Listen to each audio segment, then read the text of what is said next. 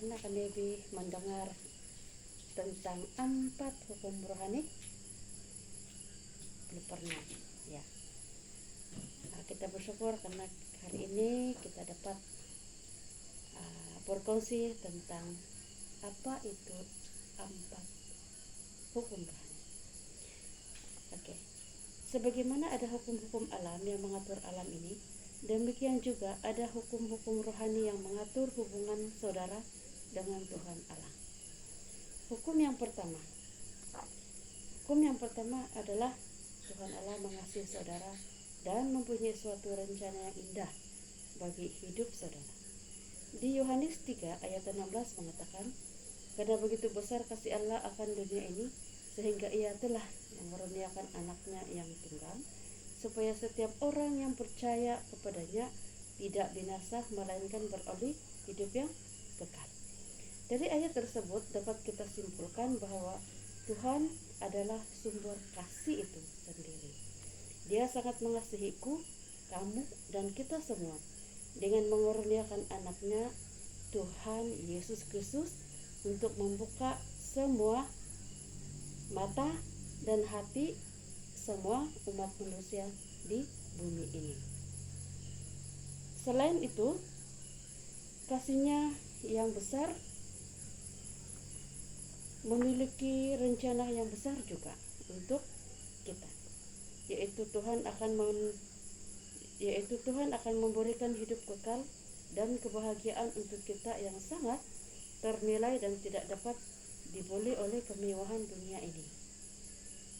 Seperti pada ayat Yohanes 10 ayat 10b, aku datang supaya mereka mempunyai hidup dan mempunyainya dalam segala kelimpahan, yang artinya suatu kehidupan yang penuh kebahagiaan. Jadi, apakah sebabnya banyak orang yang tidak pernah mengalami kehidupan yang berkelimpahan dan penuh kebahagiaan ini? Pertanyaan itu dapat dijawab di hukum rohani yang kedua seperti berikut. Hukum yang kedua, manusia penuh dosa dan terpisah dari Tuhan Allah, sehingga ia tidak dapat mengetahui dan mengalami kasih dan rencana Allah bagi hidupnya. Di Roma 3 ayat 23 tertulis, karena semua orang telah berbuat dosa dan telah kehilangan kemuliaan Allah. Manusia diciptakan untuk bersekutu dengan Tuhan Allah, akan tetapi karena kekerasan hatinya, ia memilih jalannya sendiri, sehingga persekutuannya dengan Tuhan Allah terputus. Menurut Alkitab, kekerasan hati untuk memilih jalan sendiri dan ingin bebas dari Tuhan Allah disebut dosa, dan diwujudkan baik dengan sikap melawan maupun dengan sikap masa bodoh. Manusia terpisah dari Tuhan Allah, sebab upah dosa ialah maut. Roma 6 ayat 23.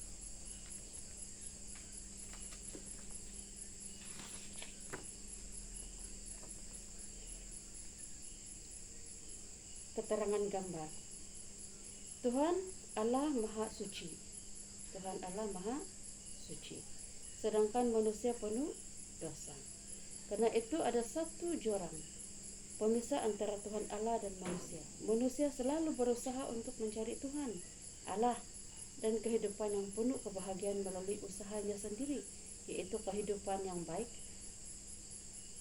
etika, filsafat, pendidikan, dan lain-lain, namun gagal disebabkan karena dosanya. Hukum yang ketiga memberikan jalan keluar dari kesulitan ini. Hukum yang ketiga adalah Yesus Kristus adalah satu-satunya jalan keselamatan yang telah ditentukan oleh Tuhan Allah untuk pengampunan dosa manusia. Melalui Dia, saudara dapat mengetahui dan mengalami kasih dan rencana Allah bagi saudara. Kristus mati ganti kita. Ada tertulis dalam Roma 5 ayat 8, akan tetapi Allah menunjukkan kasih-Nya kepada kita oleh karena Kristus telah mati untuk kita ketika kita masih berdosa. Kristus telah bangkit pula dari kematian. Ada tertulis dalam 1 Korintus 15 ayat 3 hingga 6. Karena telah 6. Kristus telah mati karena dosa kita. Ia telah dikuburkan, ia telah dibangkitkan pada hari yang ketiga sesuai dengan kitab suci. Ia telah menampakkan diri kepada Kefas dan kemudian kepada ke-12 muridnya. Sesudah itu ia menampakkan diri kepada lebih dari 500 saudara sekaligus. Kristus adalah satu-satunya jalan. Tertulis dalam Yohanes 14 ayat 6. Kata Yesus kepadanya, "Akulah jalan dan kebenaran dan hidup. Tidak ada seorang pun yang datang kepada Bapa kalau tidak melalui aku." Keterangan gambar Tuhan Allah dan manusia. Allah telah menjembatani jurang pemisah antara manusia dengan dirinya dengan mengirimkan anaknya, yaitu Yesus Kristus, untuk mati di kayu salib menggantikan kita. Tidak cukup hanya mengetahui hukum ini. Hukum yang keempat, kita harus menerima Yesus Kristus menjadi juru selamat dan Tuhan kita dengan mengundangnya secara pribadi. Dengan demikian kita dapat mengetahui dan mengalami kasih dan rencana Allah bagi hidup kita. Kita harus menerima Kristus. Ada tertulis dalam Yohanes 1 ayat 12. Tetapi semua orang yang menerimanya diberinya kuasa supaya menjadi anak-anak Allah, yaitu mereka yang percaya dalam namanya. Kita menerima Kristus dengan iman. Ada tertulis dalam Efesus 2 ayat 8 dan 9. Sebab karena kasih karunia kamu diselamatkan oleh iman. Itu bukan hasil usahamu, tetapi pemberian Allah. Itu bukan hasil pekerjaanmu. Jangan ada orang yang memegahkan diri. Kita menerima Kristus dengan mengundangnya secara pribadi. Ada tertulis dalam Wahyu 3 ayat 20. Kristus berkata, "Lihat, aku berdiri di muka pintu dan mengetuk.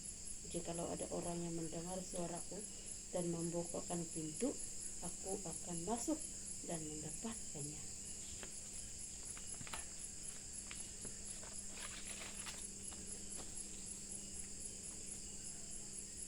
Menerima Kristus berarti berpaling dari diri sendiri karena Tuhan Allah, serta menyerahkan seluruh pribadi kita, yaitu akal budi, perasaan, dan keinginan ataupun kemauan. Karena itu, tidak cukup hanya mengerti ajaran Kristus dengan akal kita saja atau menganggapnya berdasarkan perasaan semata-mata. Kita harus mengambil tindakan berdasarkan kemauan kita untuk menyerahkan setiap segi kehidupan kita dikuasai oleh Yesus Kristus.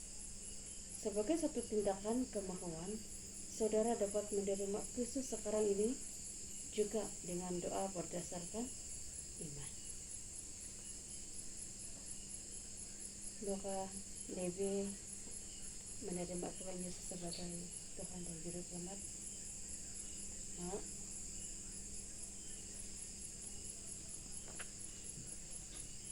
Karena sembahyang.